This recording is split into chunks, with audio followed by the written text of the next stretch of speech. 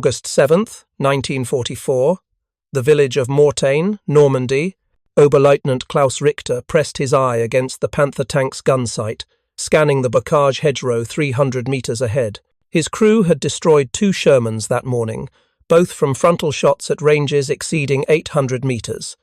The 88mm Quek 42 gun made such kills routine, almost boring. American tankers advanced predictably, presenting their weak frontal armour, dying before they could effectively return fire. Richter had learned to expect this pattern after weeks of combat since the invasion. Then something impossible happened. The Sherman that emerged from the tree line was moving backward. If you're enjoying this deep dive into the story, hit the subscribe button and let us know in the comments from where in the world you are watching from today. Richter's gunner, Unteroffizier Werner Schulz, called out the range.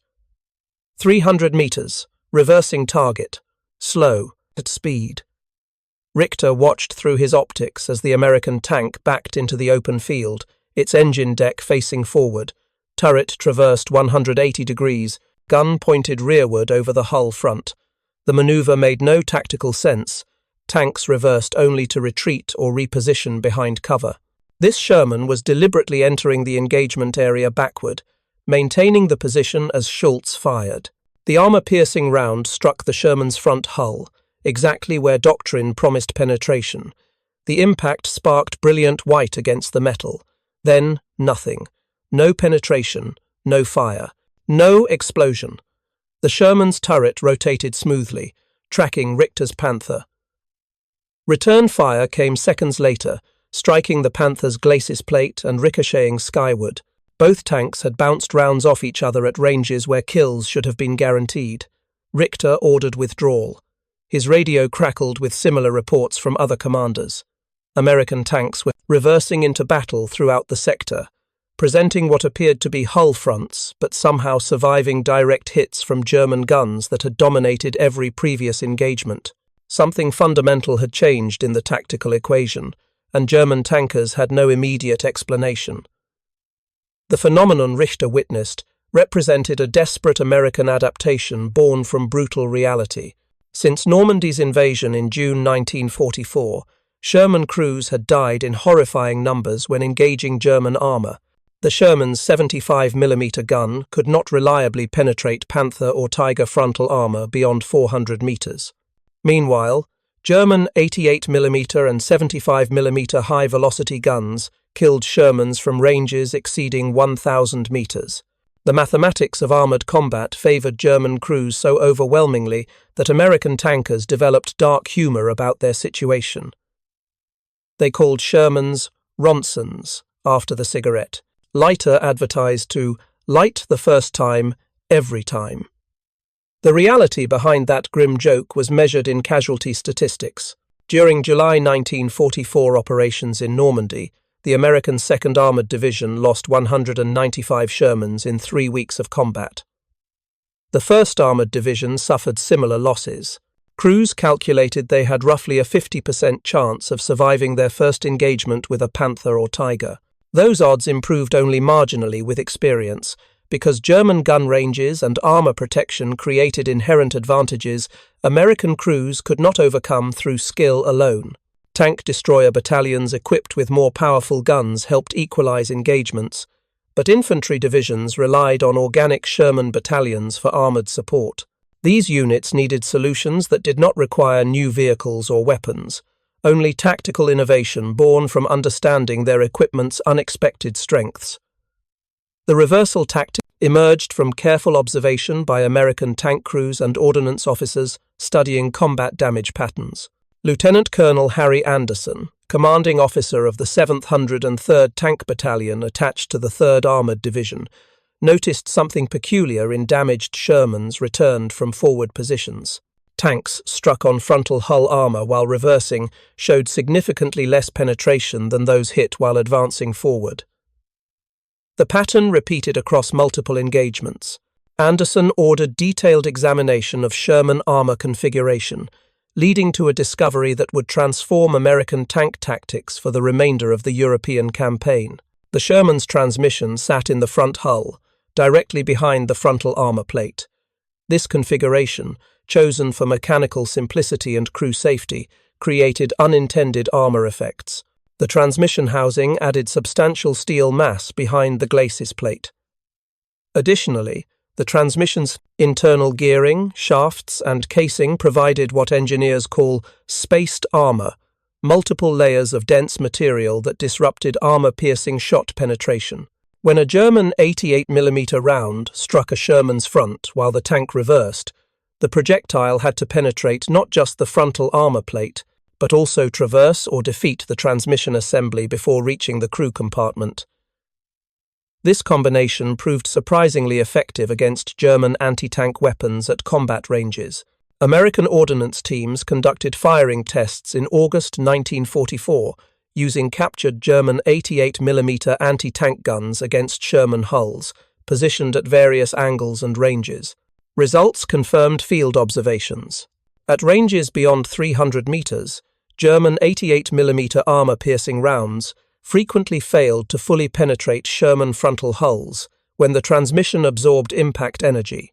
The rounds would penetrate the glacis plate, strike the transmission, and expend their remaining kinetic energy destroying mechanical components rather than continuing through to the crew.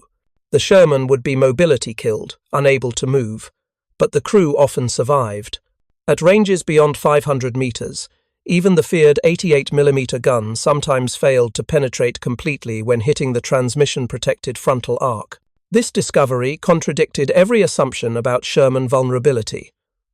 Doctrine taught that German guns consistently penetrated Sherman armor at combat ranges.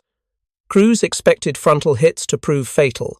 Combat experience supported this belief, with thousands of destroyed tanks and killed crews. But the testing revealed that Sherman frontal protection, when enhanced by the transmission's mass, performed far better than official armor specifications suggested. The transmission effectively added 20 to 30 millimeters of steel-equivalent protection, increasing the Sherman's effective frontal armor from the base 51 millimeters to approximately 70 to 80 millimeters against kinetic penetrators at oblique angles. American tank commanders began experimenting with reversal tactics in early August 1944. The technique required extensive crew training and coordination. Tank commanders had to maintain situational awareness while moving backward, relying on the driver's limited vision and verbal guidance. Gunners needed to engage targets with the turret traversed 180 degrees, an unnatural position that complicated fire control. Loaders worked in cramped conditions with the gun breech near the turret rear. Every aspect of normal tank operation became more difficult, yet the survival advantage proved worth the complexity. Crews trained relentlessly, practicing reverse movement, turret operation, and fire commands until the awkward maneuvers became instinctive. The tactical implementation varied by situation. In defensive positions, Shermans would reverse into prepared hull-down positions, presenting only the turret and upper hull to German gunners. The transmission provided additional protection to the most exposed frontal area. In offensive operations, Shermans advancing through areas where German anti-tank guns or panzers might engage from long range would reverse the final approach, accepting reduced speed and maneuverability in exchange for better armor protection. Tank platoons coordinated with one Sherman reversing, while others provided covering fire from flanking positions, creating mutual support that complicated German targeting. German tankers initially interpreted the reversal tactic as mechanical failure or crew incompetence.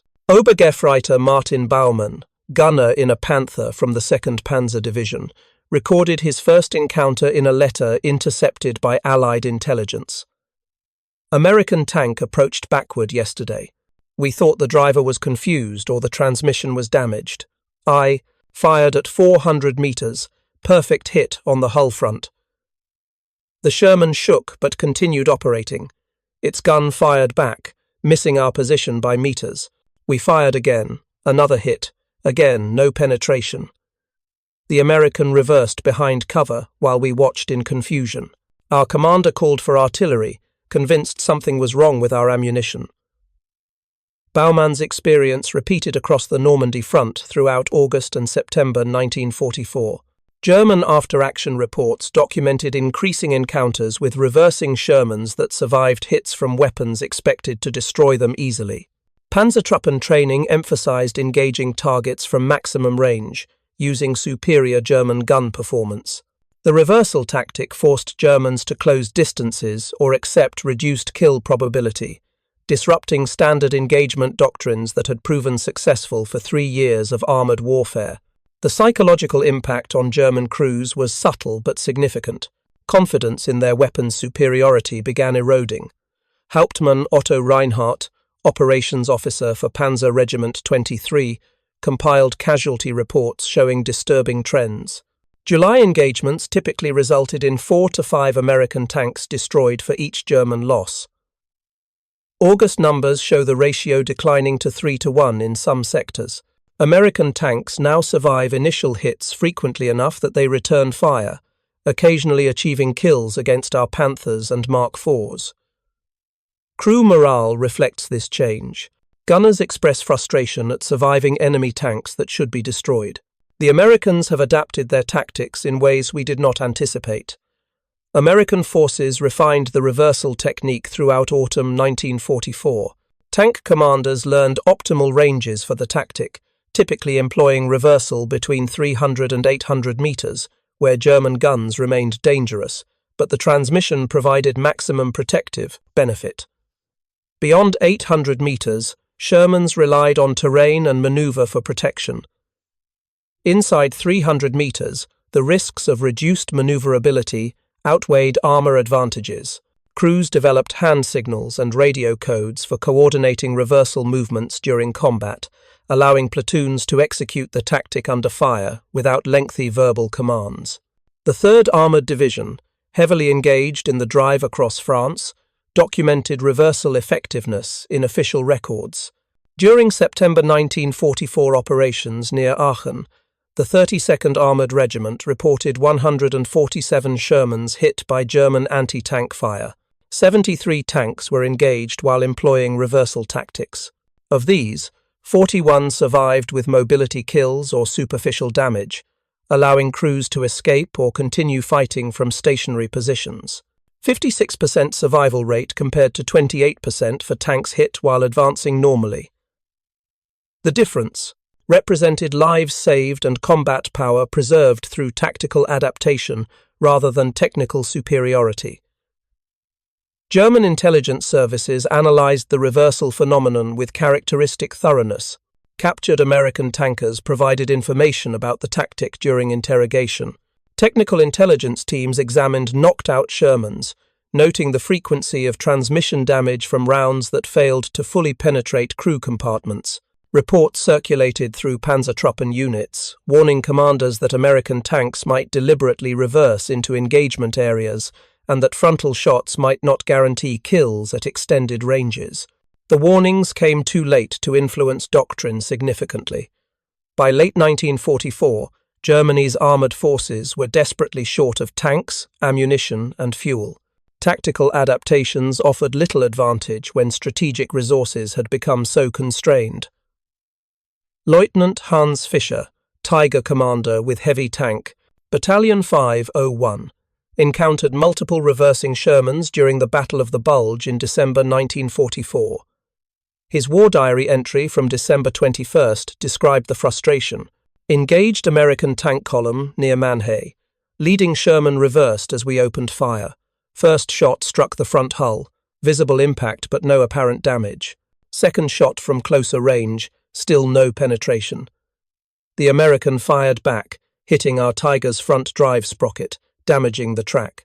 We were forced to withdraw for repairs while the Sherman escaped. This weapon that should dominate the battlefield now struggles against clever American tactics and their industrial capacity to replace losses we cannot match. Fischer's observation highlighted broader implications. The reversal tactic worked because America could afford mobility kills.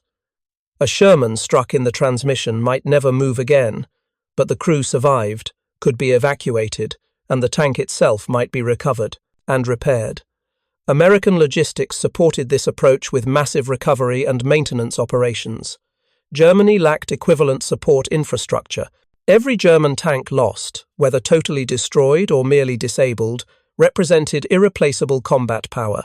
The strategic asymmetry meant American tactical innovations, even relatively simple ones like fighting backward, multiplied effectiveness through superior logistics and industrial support. If you find this story engaging, please take a moment to subscribe and enable notifications. It helps us continue producing in-depth content like this. The reversal tactic also reflected broader American military philosophy. German doctrine emphasized technological superiority and tactical perfection, expecting elite crews to prevail through skill and superior equipment. American doctrine emphasized adaptation, combined arms cooperation, and accepting good enough solutions over perfect ones. Fighting backward was awkward, complicated, and far from ideal, but it worked well enough to save lives and maintain combat effectiveness against superior enemy armor. That pragmatic acceptance of imperfect solutions, supported by overwhelming logistics and rapid dissemination of tactical lessons, characterized American operations throughout the European campaign.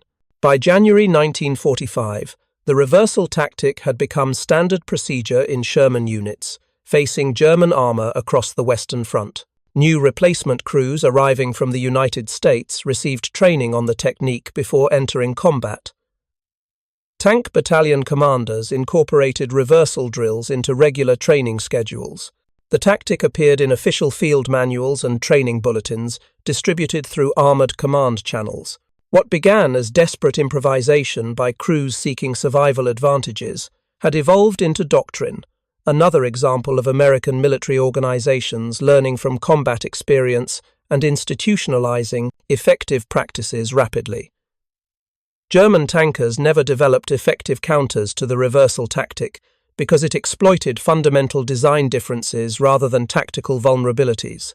Panthers and Tigers mounted their transmissions in the rear hull, a configuration that provided better armor protection for mechanical components but offered no equivalent defensive benefit to frontal impacts. German tanks also lacked the mechanical reliability to execute sustained reverse operations. Panther final drives were notoriously fragile, prone to failure even during normal forward operations. Sustained reversing would have accelerated mechanical breakdowns. German crews operated with the equipment they had, designed for different tactical circumstances in earlier war years. The physical mechanics of armor penetration explained why the reversal tactic succeeded against German expectations. When an armor-piercing round strikes steel plate, it must defeat the armor through kinetic energy transfer. The projectile's hardened core punches through the plate, creating a plug of armor material that travels into the vehicle's interior along with the penetrator itself. Behind homogeneous armor plate, this penetration produces catastrophic effects as the high-velocity plug and penetrator strike crew members, ignite ammunition, or rupture fuel tanks. The Sherman's transmission presented a fundamentally different target environment. Instead of open crew space, German rounds encountered dense machinery. The transmission housing, constructed from cast steel, provided initial resistance. Internal gears, shafts, and the transmission's structural framework absorbed and dispersed kinetic energy. Even rounds that penetrated the transmission housing often fragmented or tumbled upon striking internal components, losing penetrative capability before reaching the crew compartment firewall behind the transmission. German armor-piercing ammunition design contributed to the reversal tactic's effectiveness. The Panzergranit 39 round used by Panther and Tiger guns featured a ballistic cap and armor-piercing cap designed to optimize penetration against homogeneous armor plate at oblique angles. Against complex mechanical assemblies like transmissions, the round's design actually reduced effectiveness. The ballistic cap, intended to prevent deflection off sloped armor, provided no benefit against machinery. The armor-piercing cap, designed to bite into steel plate, could shatter upon striking hardened transmission gears. The round's penetrative capability, optimized for one target type, performed suboptimally against the layered resistance of mechanical components. American ordnance officers recognized this vulnerability in German ammunition design and exploited it deliberately. Field modifications to some Sherman variants included welding additional armor plates around the transmission housing, creating even more complex internal geometry for German rounds to penetrate. These modifications added weight and complicated maintenance, but crews accepted the trade-offs for improved survivability. The modifications never became standard because logistics difficulties prevented widespread implementation, but their existence demonstrated how thoroughly American forces analyzed and adapted to German anti-tank capabilities. The Battle of the Bulge in December 1944 and January 1945 provided the reversal tactic's most severe test. German forces achieved initial surprise, deploying Panthers, Tigers, and King Tigers in concentrated formations against thinly held American sectors.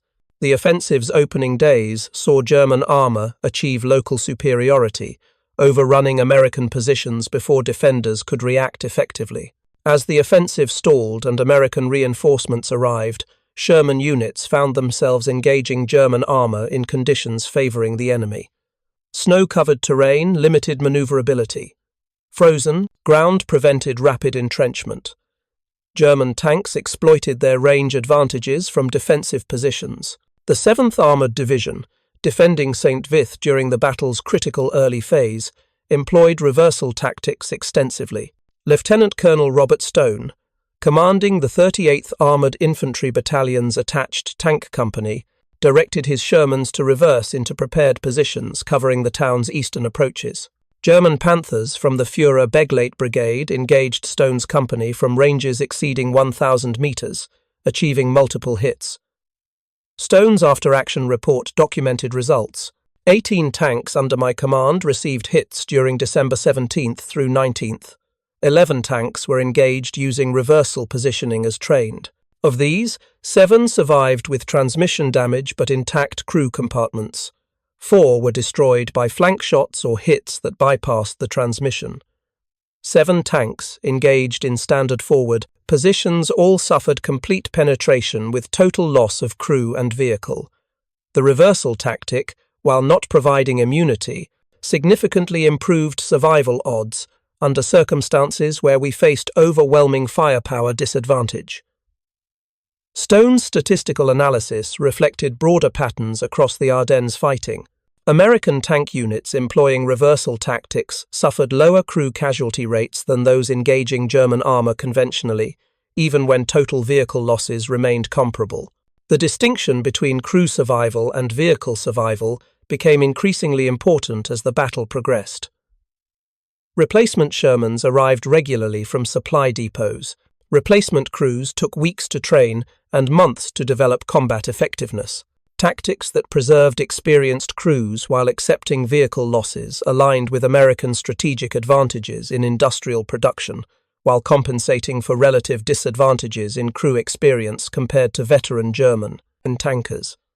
Oberst Friedrich von Westenhagen, commanding officer of Panzer Regiment 39 during the Bulge offensive, wrote extensively about American tactical adaptations in his post-war memoirs. We achieved technological dominance with our Panthers and Tigers. American Sherman tanks could not defeat our frontal armor except at point-blank ranges. Yet the Americans refused to accept tactical defeat. They developed techniques like fighting backward that exploited unforeseen characteristics of their vehicles' internal arrangements.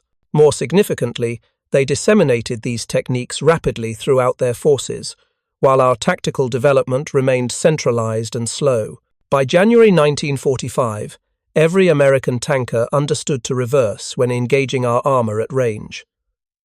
Our crews still expected frontal kills that increasingly did not occur. This differential in tactical learning contributed to operational outcomes independent of equipment quality. Von Westenhagen's assessment identified a crucial factor in the reversal tactic's significance. The technique itself provided modest survivability improvements, perhaps increasing crew survival rates by 20 to 30% in specific engagement conditions. But the rapid adoption and systematic training represented organizational adaptability that magnified tactical innovation's effectiveness. American armored forces collected combat data, analyzed effectiveness, developed training procedures, and distributed lessons learned across thousands of crews within weeks.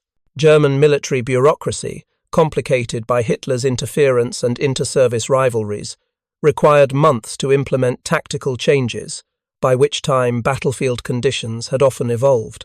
The organizational dimension extended beyond tactical adaptation.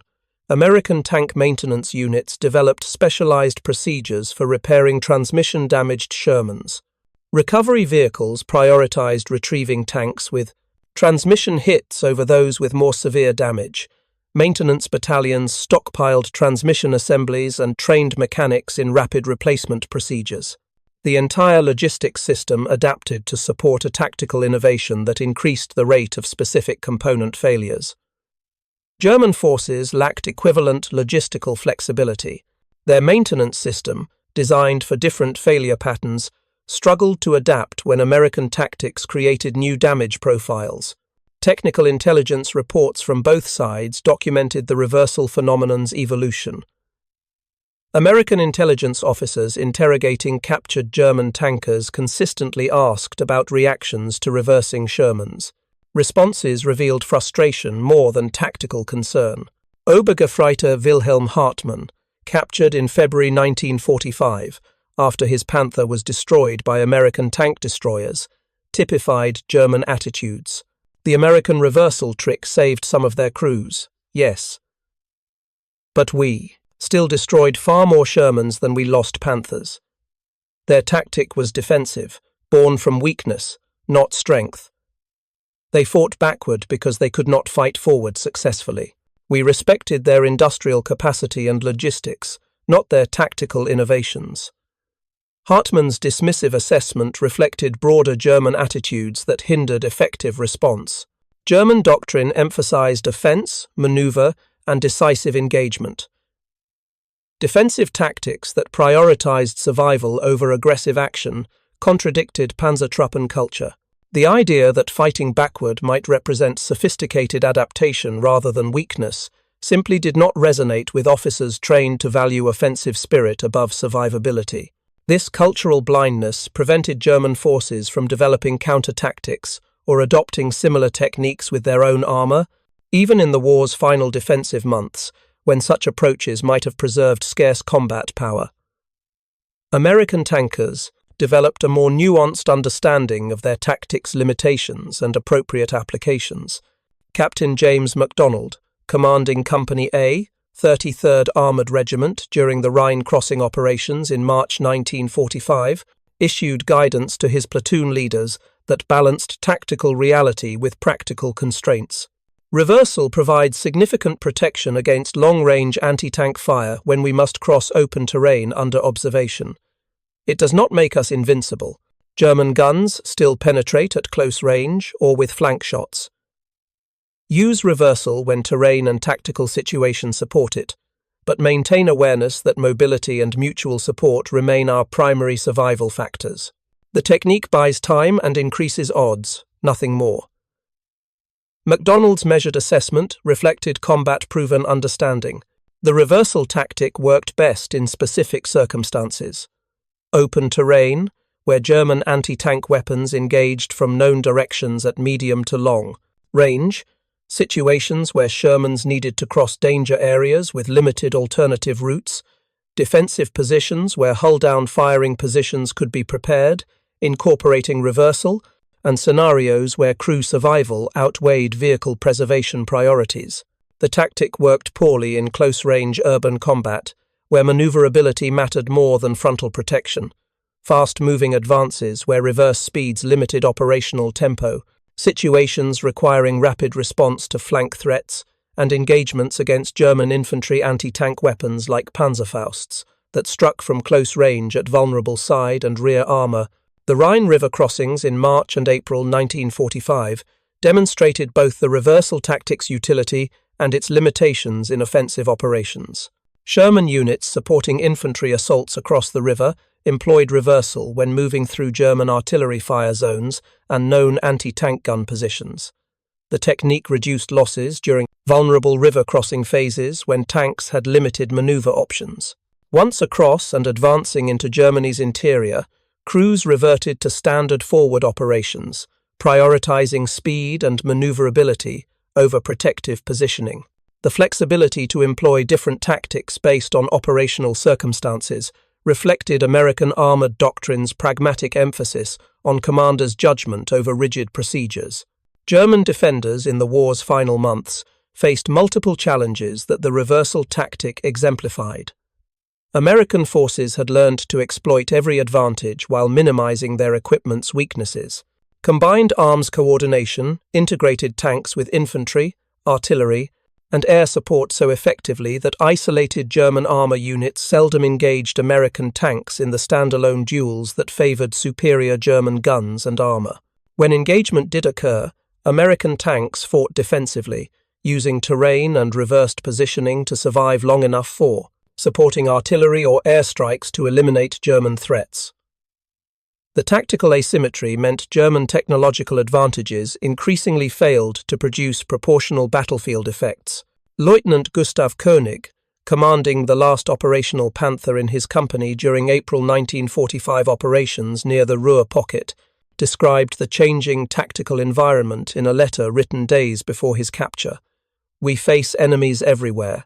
Their tanks reverse when we appear, presenting difficult targets while artillery observers call fire on our positions. Their aircraft circle constantly, attacking any movement. We destroy individual Shermans but accomplish nothing strategically." The Americans have adapted every aspect of their operations to neutralize our remaining advantages. Fighting them now feels like drowning slowly, regardless of our equipment's technical merit.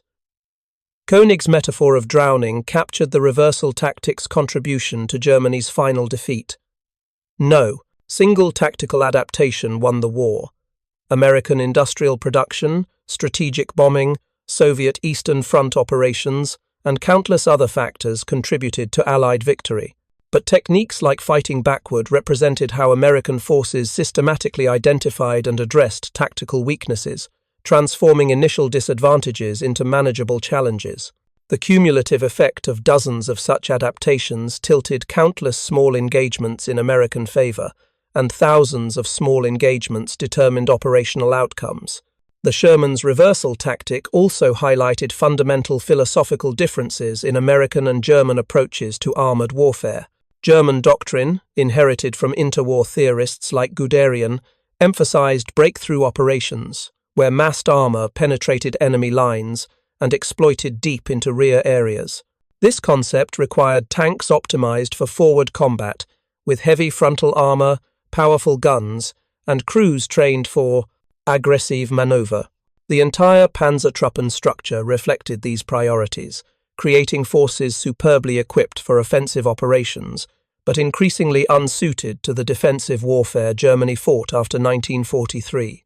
American armored doctrine emerged from different assumptions. American planners expected infantry to conduct breakthrough operations with armor, providing mobile exploitation forces and infantry support. This concept produced tanks designed for mechanical reliability, ease of production, and infantry cooperation, rather than tank versus tank dueling. The Sherman's design reflected these priorities, emphasizing reliability, maintainability, and production efficiency over maximum armor protection or gun power. When American tankers found themselves fighting German armor in circumstances favoring defense rather than exploitation, they adapted tactics to suit their equipment, rather than waiting for different equipment to suit ideal tactics.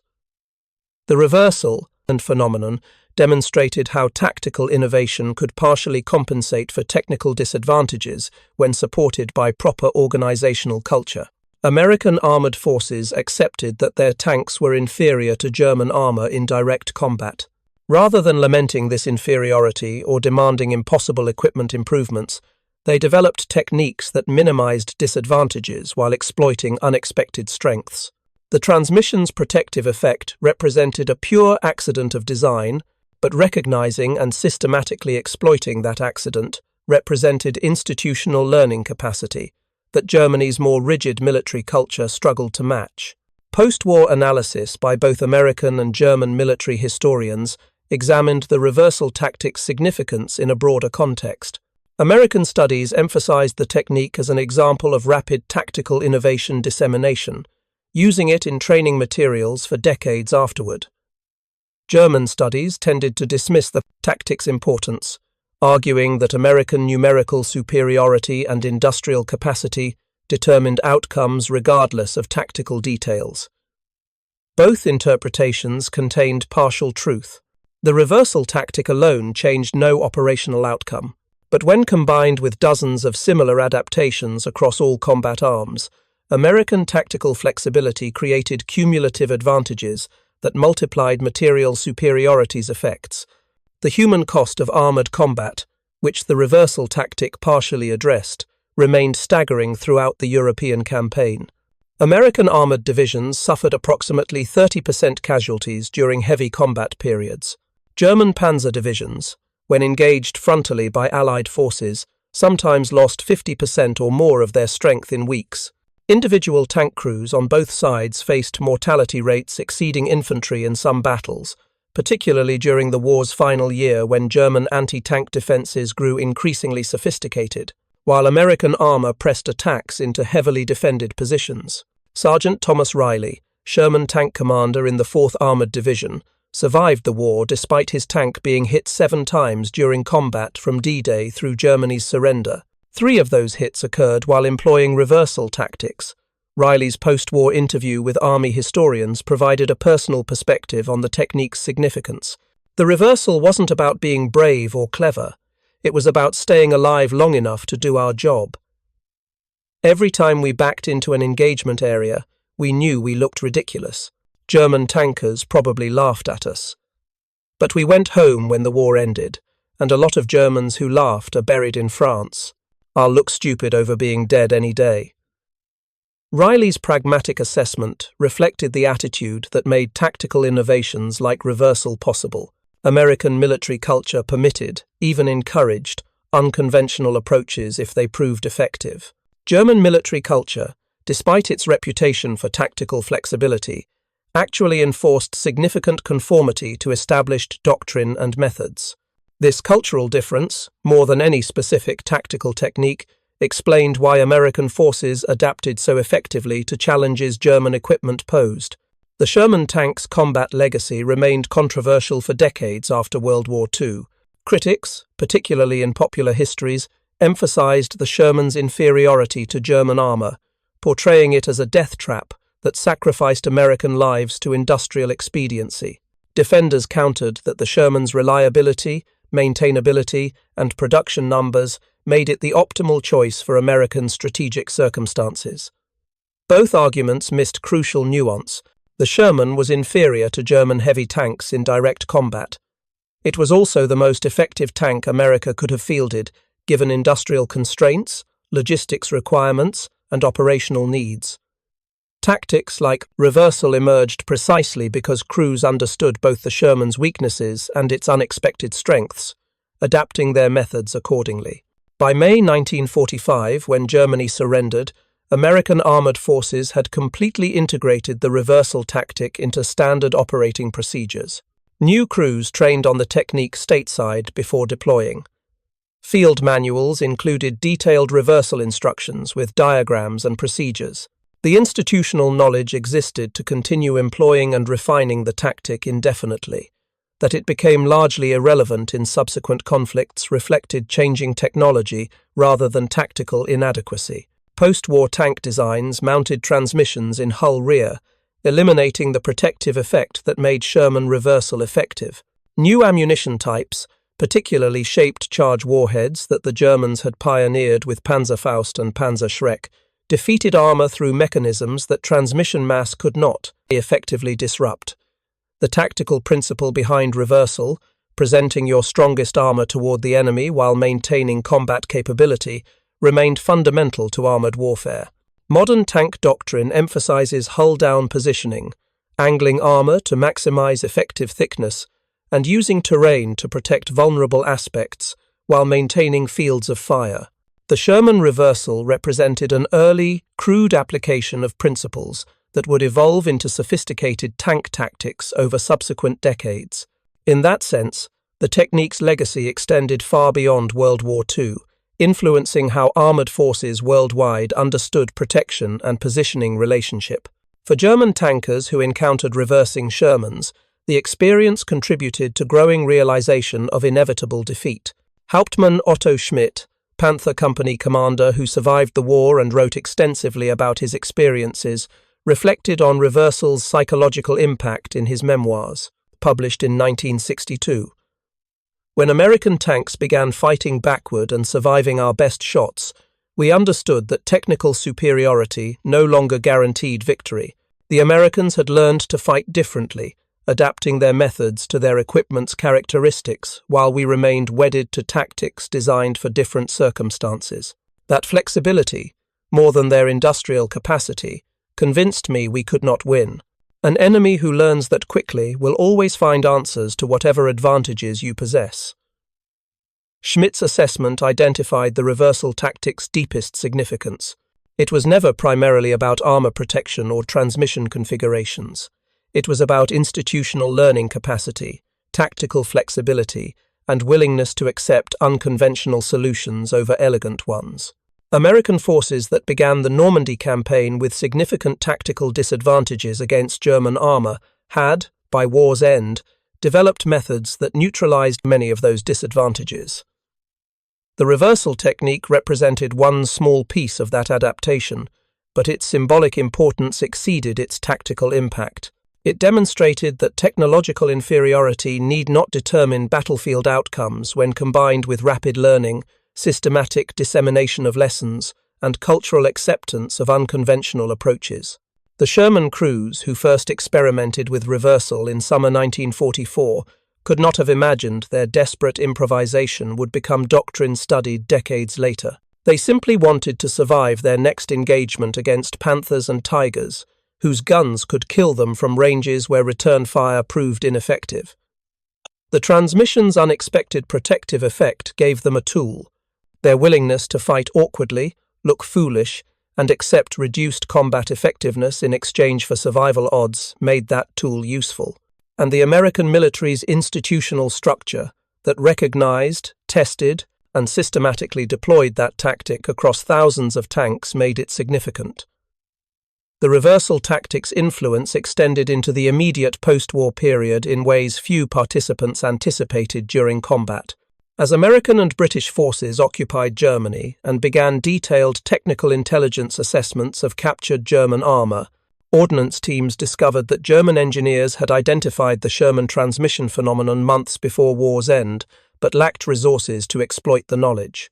Documents recovered from the Waffenamt, Germany's weapons development agency, included a technical bulletin dated February 1945 warning Panzertruppen commanders that Sherman frontal armor effectiveness had increased significantly due to internal structural reinforcement, possibly transmission-related. The bulletin recommended flank shots whenever possible and noted that American crews have demonstrated tactical discipline in presenting frontal aspects during long-range engagements. The German recognition of American adaptation came too late for tactical adjustment. By February 1945, fuel shortages restricted panzer operations so severely that tactical refinements meant little. German tanks that did engage American armor often fired from static defensive positions, where ammunition scarcity forced crews to take whatever shots presented themselves, regardless of optimal angles. The Waffenamt bulletin circulated to perhaps a dozen units before Germany's command structure collapsed entirely. Most German tankers never learned their high command had officially acknowledged American tactical innovation. American ordnance officers studying post-war technical intelligence found the German assessment validated their own understanding. Captain Richard Morse, assigned to the European Theatre Technical Intelligence Team, examined captured German records extensively. His report, filed in July 1945, noted that German technical analysis of Sherman vulnerability patterns closely matched our own findings regarding transmission protective effects. The enemy understood our tactical adaptation, but could not counter it due to resource constraints and doctrinal rigidity. This suggests that tactical innovations, even relatively simple ones, can achieve strategic significance when enemy forces lack capacity or willingness to respond effectively. Morse's observation influenced American armor development for the next decade. The M26 Pershing heavy tank, which entered service in limited numbers during the war's final months, mounted its transmission in the hull rear, following German practice. This configuration provided better armor protection for mechanical components, but eliminated the frontal protective effect that made Sherman reversal effective. Post-war debate within Army ordnance centered on whether future tank designs should deliberately incorporate transmission-based frontal protection or rely exclusively on homogeneous armor plate. The debate reflected broader questions about tactical versus technical solutions to armor protection challenges. The M46 and M47 Patton tanks, developed in the late 1940s as America's first post-war main battle tank designs, ultimately adopted rear-mounted transmissions with significantly increased frontal armor thickness. Design specifications called for armor capable of defeating Soviet 85mm and 100mm anti-tank guns at combat ranges without relying on internal component reinforcement. The decision reflected lessons from both the Sherman experience and intelligence assessments of Soviet armor development. American planners concluded that while the reversal tactic had proven valuable with existing equipment, purpose-built armor protection represented a more reliable solution than tactical expedients. The Korean War, beginning in June 1950, provided unexpected opportunities to test Sherman reversal tactics against new opponents. American forces deployed to Korea included numerous M4A3E8 Sherman battalions, the improved EZ-8 variant featuring better suspension and the 76mm high-velocity gun. These Shermans faced North Korean T-34, 85 medium tanks supplied by the Soviet Union, creating armor matchups superficially similar to Sherman versus Panther engagements in Europe. The T-34's 85mm gun could penetrate Sherman armor at typical combat ranges, though the matchup was more balanced than Sherman-Panther encounters had been. Lieutenant Colonel Henry Fisher, commanding the 79th Tank Battalion during operations near the Pusan perimeter in summer 1950, had commanded a Sherman company in Europe during World War II. Fisher explicitly trained his crews on reversal techniques, anticipating their utility against T-34 seconds. His after-action report from August 1950 documented mixed results. Reversal positioning proved less effective against T-34 seconds than against German armor. The Soviet 85mm gun penetrates our transmission housing more reliably than German 88s did, possibly due to different ammunition characteristics. Additionally, Korean terrain, with numerous hills and restricted valley approaches, seldom provides the long sight lines where reversal offered maximum advantage in France. We employed the technique in approximately 15 engagements. Results showed marginal survival improvement, perhaps 10 to 15% better than forward positioning, compared to 30 to 40% improvement we achieved against Panthers in Europe. Fisher's assessment identified crucial differences between European and Korean combat environments. Korean terrain channeled armor operations into predictable routes where close-range ambushes occurred frequently. At ranges below 200 meters, the T-34's 85mm gun penetrated Sherman transmissions and consistently, negating the protective advantage. Korean combat also featured more infantry anti-tank weapons, particularly the Soviet RPG-2 and various recoilless rifles that North Korean and Chinese forces employed extensively. These weapons fired shaped charge warheads that defeated armor through chemical energy rather than kinetic penetration. Transmission mass provided no protection against shaped charges, which burned through armor regardless of internal structures behind the plate. Despite limited effectiveness in Korea, the reversal tactic remained in American armored doctrine through the 1950s. Training manuals for M46, M47, and M48 tank crews included sections on defensive positioning that referenced transmission protection concepts, though adapted for rear-mounted transmission configurations. The underlying principle, presenting your strongest armor toward the enemy while maintaining combat capability, evolved into sophisticated hull-down fighting techniques that became fundamental to Cold War-era tank tactics. NATO forces defending potential Soviet invasion routes in Germany, trained extensively on using terrain to maximize armor effectiveness, a direct conceptual descendant of wartime reversal innovations. Soviet armor doctrine, interestingly, never adopted comparable techniques despite facing similar challenges.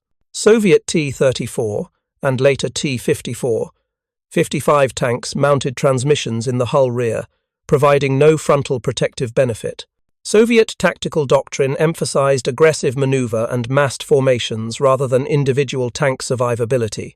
Soviet tank designers compensated for individual vehicle vulnerability by producing tanks in enormous quantities and training crews to accept high loss rates in exchange for operational momentum. The philosophical difference between American emphasis on crew survival and Soviet acceptance of attrition shaped armor design and tactics for decades, with roots visible in World War II experiences like the Sherman reversal phenomenon.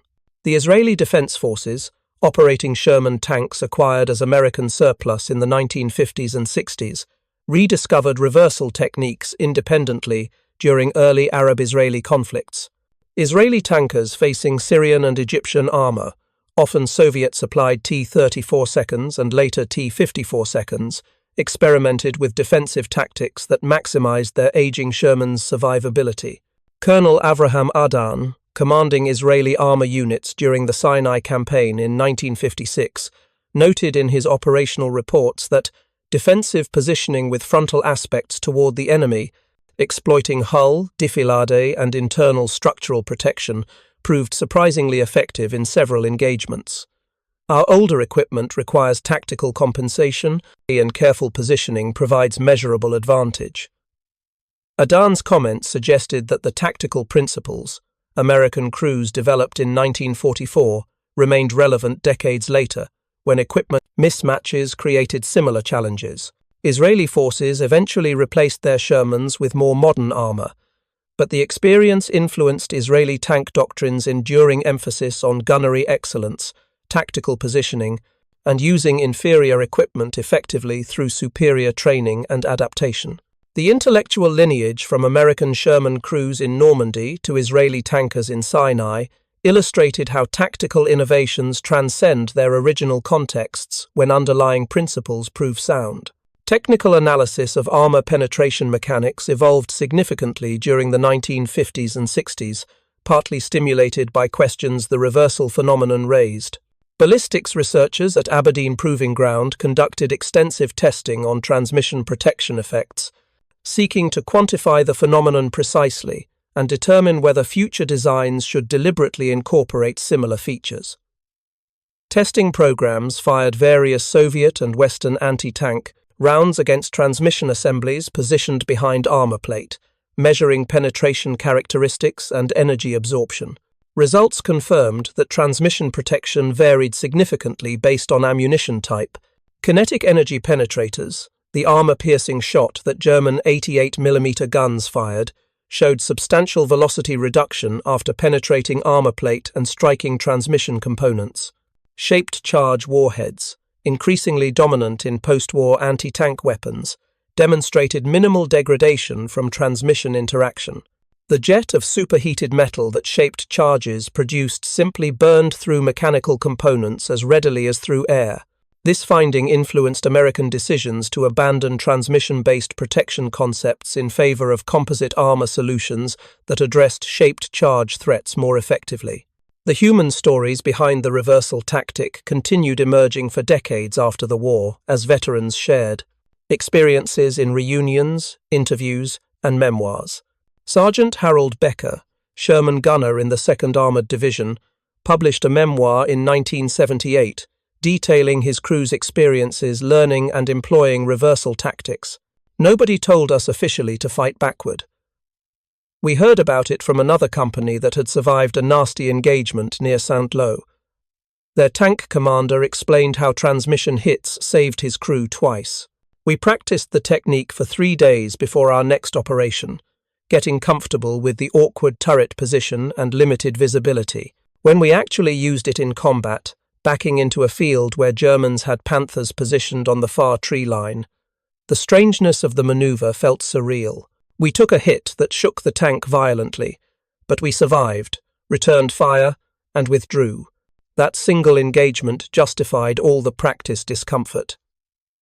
Becker's account emphasized the informal knowledge transfer networks that spread tactical innovations throughout American armored units. Official channels distributed information through field bulletins and training directives, but veteran crews teaching replacement crews provided the most effective knowledge transmission.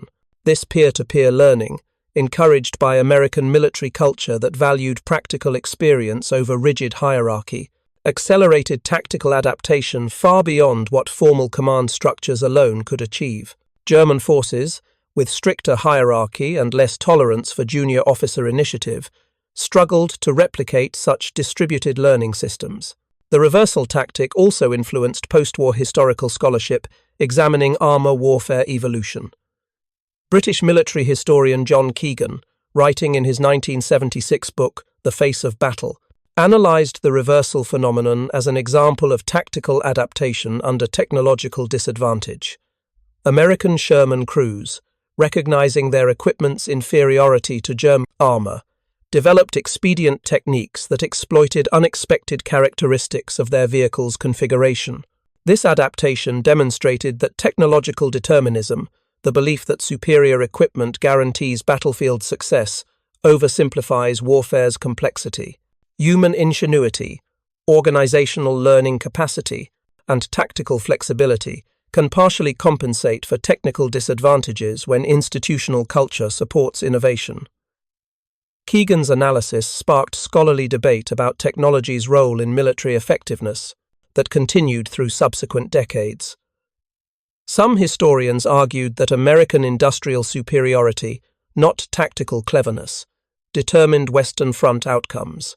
Others contended that tactics like reversal, multiplied across thousands of engagements, cumulatively shifted operational effectiveness enough to matter strategically.